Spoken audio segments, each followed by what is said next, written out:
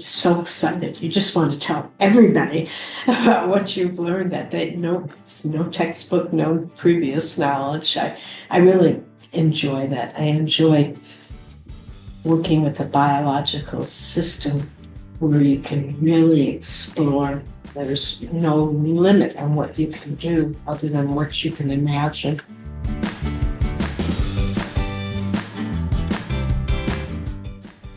So, can you tell us about yourself? What made you pursue a research career in STEM? Mentors. So, first generation. My father was from Eastern Europe. My mother was born in the States, but her family was from Eastern Europe.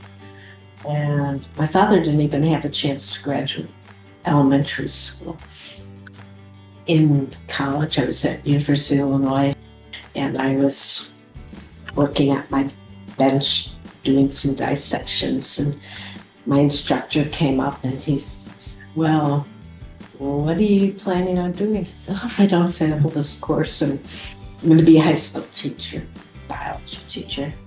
2 questions. One is, why do you think you're failing this course? And 2, why are you motivated to teach high school? To answer the first, I said, my grades are terrible. Every time you give a quiz, it's terrible. Answers, I'm so ashamed. And he said, we post how people are doing on their exams on the board. Have you visited that? I said, no, I don't want to look. And he said, take a look, you're a top student. I was shocked. And then he said, and you're very good in the lab. Have you ever thought about research instead of being a high school teacher? I said, I don't know what that word means. I didn't. It wasn't in my vocabulary. And the mentor I had was fantastic. He said to me once, well, what are you going to do? And again, still it's going to be teaching high school. That's my goal. And he said, well, I think you should go get a PhD. At that time, I didn't even know the difference between a master's degree and a PhD. But I had no intention of doing it. And he just wouldn't stop. He'd say, well, have you thought more about it? I kept saying, no, I love what I'm doing with you, don't you? I really love this, but I'm going to teach high school. And then one day he just said, you can always teach high school. The opportunity to go to university and get a PhD might be limited. So why don't you give it a try? And all of a sudden that made some sense to me. Did a postdoc at University of Washington. Another really wonderful mentor. And he said to me, well, we need to talk about what you're going to do. Your tenure's nearly out. Well, I said, I really thought about it. And he said, oh, great. So what are your ideas? And I said, I would love to stay in your lab. Can I be a research associate here?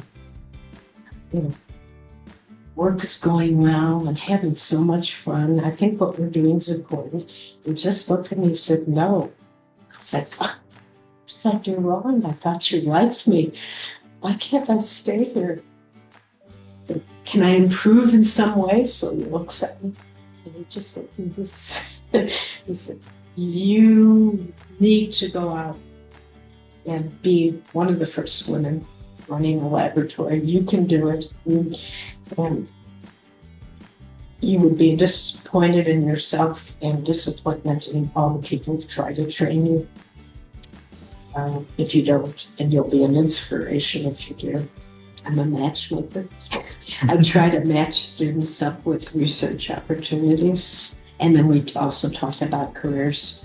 So it's kind of payback from where I was. If I hear from them a few years later, telling me what kind of job they have, or how they're doing in graduate school, or they got matched and out of medical school. Just, that's so satisfying. If there is a new undergraduate student who's interested in research in STEM and eventually becoming a PI, uh, what sort of advice would you give to that student? Because I think you have to have passion to do it. Fire in the belly. If you're not passionate about it, it's a hard job. Doesn't pay a lot. So, but if you're passionate, follow your passion. I had a student, she was so smart, so good. She'd come to me with her results, these perfect experiments and perfect results. And she'd always say, okay, now, what should I do next? And one time she came to me and said to her, this is the last time I'm going to tell you this. After this, you come and tell me what you're going to do next. She said, what did I do wrong? Don't you like me? Aren't these experiments beautiful? I said, you can do it. Do it. You just don't have the confidence in yourself. And you'll feel so much better if you come up with what you should do next. So, and she did. And she's an associate professor. So kind of just helping people over those transitions. I think being able to discover new phenomena and educate the next generation of scientists, what could be better?